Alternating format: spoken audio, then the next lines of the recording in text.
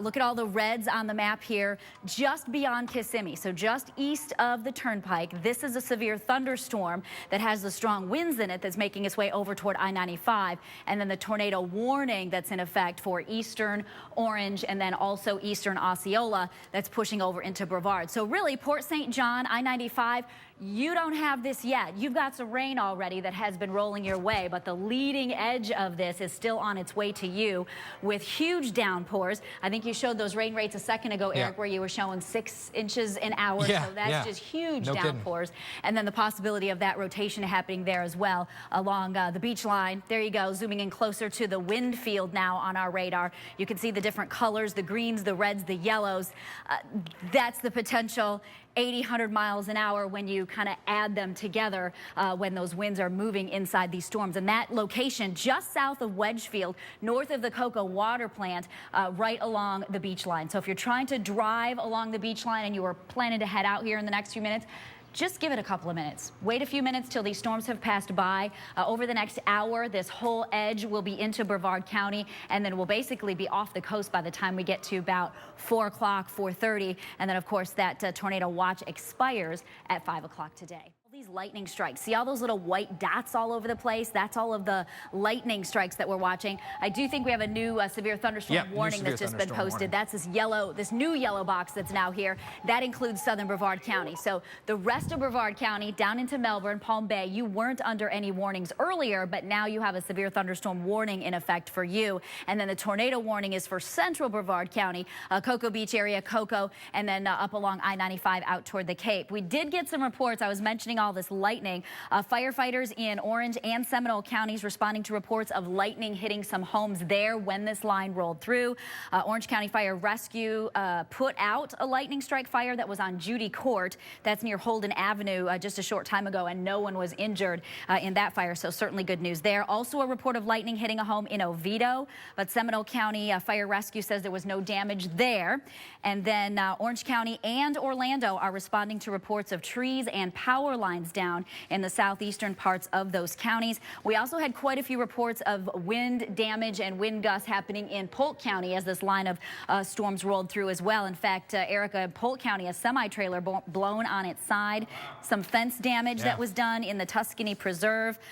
We also in Polk County had some power poles that were leaning, some wires down. So there's some strong winds inside these storms as they make their way to the east. And whether or not they're straight winds or rotating winds, because there's the potential for that rotation, and certainly we've already seen the damage, that's why this tornado warning is in effect. So if you are in the path of this storm, if you're in Brevard County, if you're in Port St. John, if you're in Cape Canaveral or Cocoa Beach, especially if you're visiting us from out of town, you may be here for spring break, stay inside away from doors and windows until this threat passes. This is what the camera looks like, our Department of Transportation camera, I-95 at 528 there at the beach line. And you can see traffic's kind of getting along here. It's mainly just rain at this point, but that's because the heaviest rain and the biggest winds aren't quite to this area yet. They are still making their way over to the east, just to the west of Port St. John, which you can see on the radar. I'll take you to just a couple of other stops here on the radar, and then we'll head back over to Eric, who's taking a look at some things. Just a closer view here now in the Southmere area along 46. We've got quite a few lightning strikes showing up there as well. Here's Taylor Creek Road. There's the beach line. There's 520. That's in that area we just showed you a short time ago there on the cameras at the beach line, and then over along I-95. There's a little cluster of lightning there along 520 and I-95 moving over closer to Rockledge and Fisk Boulevard. And then one other view here, that's the reds and greens that we kind of keep an eye on there, showing the winds that are kind of spinning, if you will, in the atmosphere. So we kind of keep an eye on that location. So even though the tornado warning box is kind of big, it's really this line right along I-95 where we're watching for the strongest winds and the potential rotation right now as this whole line pushes to the east. So warning, that new severe thunderstorm warning, Eric, that just came in for southern Brevard County, that one's in effect until what time? That is in effect until That one was just posted here. 3:15. Until 3:15. Yes, ma'am. Okay, so that's the same as this one up here too. So basically by I'm sorry, 3:45. 3:45. Yes, okay, yes, so yes. this one is 3:15. Yeah. This one is 3:45. So basically, once we get to 4 o'clock, another hour, the bulk of this, nasty weather, the strongest winds and the biggest lightning is going to be off the coast and moving through Brevard County. Look at the big picture here. You can see this whole line. It's all part of a bigger storm system. We have this front that's coming through as we anticipated. We knew this was going to happen today. Big energy up to our north, and then this whole leading edge here is moving through central Florida right now. So once the strongest edge, that leading edge, gets through within an hour, we'll still have some leftover rain as we head through the evening. So if you're trying to make your Saturday night plans, you'll want to keep in mind there will likely still be at least a little bit of rain left and quite a few clouds as well. And in fact, even up to the north in North Florida, there's a few spotty showers. But once we head through the next several hours, that drier air is going to work in and we'll be able to knock apart a bunch of this nastiness. So take a look at the lightning here. There is a whole lot of it. Look at all the little white dots that you see. We've had a couple of fires already reported from the lightning strikes. So do be careful. Just stay inside. If you are in Brevard County, there's our lightning counter. Look at that. Just in that small area alone, more than 2,000 lightning strikes in the last several minutes. And this whole cluster of lightning is associated with the strong winds and the heavy rains that's all pushing to the east into Brevard County. The red box that you see, that's the tornado warning, and that's for central Brevard County, just south of Titusville. Now, Titusville, you're not included in the warning, but you still have huge winds and you still have a lot of lightning and major downpours happening for you as well.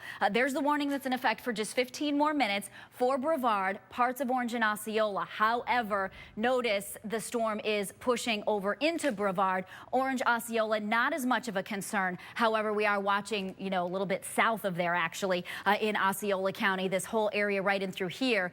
Even though that's not under a tornado warning, we are under a severe thunderstorm warning, which means those wind gusts up to 58 miles per hour or greater. We have had some reports of some strong wind gusts up to 70 miles per hour. That's our velocity mode, where you see the greens and the reds, and we just kind of pan around and take a look at where the winds are going toward the radar and away from the radar. The leading edge of that is making its way to the east, which means moving into Pineda by about 3:11. So another 10 minutes or so for you, and then into Melbourne by 3:25. Once we get to 3:30, 4 o'clock, we're going to be done in Brevard County with the leading edge of this, and then we'll have just some rain on the way. So if you were trying to head out and you're in southern Brevard County, just stay inside for another half hour. Delay your plans for a little bit, and then as soon as this threat passes, you can get out and about, and it'll just be rain. Down. So tornado watch, just to recap, is still in effect until 5 p.m., but our tornado warning expires here shortly. There's 3 separate things going on right now where we are most concerned. One is the tornado warning that is just about to expire here. In fact, the main threat is off the coast and starting to die down. Second, severe thunderstorm warning is for southern Brevard County. That's in effect until 3:30, and then we have until 3:45 this new warning that's been issued for Polk County from I-4, stretching over all the way to the county line as it makes its way to the east at about 30 miles per hour. No, go ahead, Amy. I apologize. You were talking to the people in the back. Okay, so here's the 3 warnings. The tornado warning. There's the severe thunderstorm warning. Here's the second severe thunderstorm warning. And let's zoom in closer here. One of the things is that there's still quite a bit of lightning clustered right over Cape Canaveral down toward Cocoa Beach. Heavy rain, but notice how it's almost off the coast. So even though there's still a warning in effect, it expires here in the next 2 minutes as that is weakening and almost off the coast. Then this line of heavy rain that also still has 50, 60, 65 mile per hour winds in them. We've had several reports from Brevard County so far of winds at 60, 65 miles per hour inside this area here, and that's still headed over toward Melbourne, Palm Bay, and eventually getting into Sebastian Inlet here within the next 30 minutes, so by about 3:45. And then the Polk County area as well, some strong winds, strong enough that the severe thunderstorm warning has been posted. It has to be 58 miles per hour or greater in order for the severe thunderstorm warning to be issued. So that's why this one's going on. And not only, of course, do we have those winds, we've got the heavy rain, and then look at all this lightning clustered in here, south of Polk City and Lakeland and Winter Haven down toward Bartow. All of that will be moving over toward Poinciana and into right along the turnpike into Osceola County near Kenansville.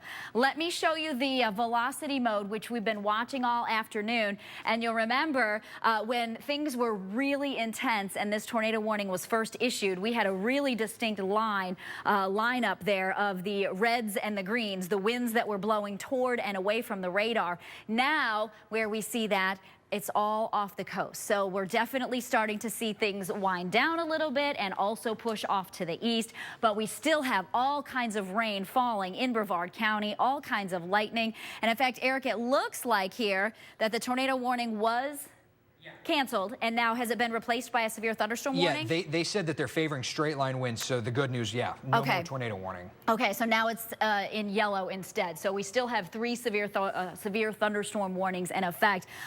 Do we have a time on that one as well?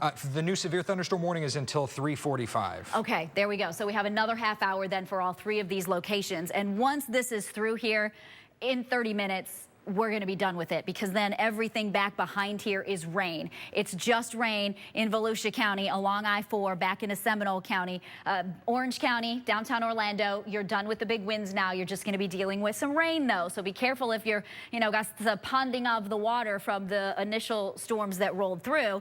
Back into Sumter and Lake, we still have a little bit of rain, at least in the southern parts of the county. And then, of course, we still have the stronger winds in Polk County, which includes the lightning and also the stronger winds as well.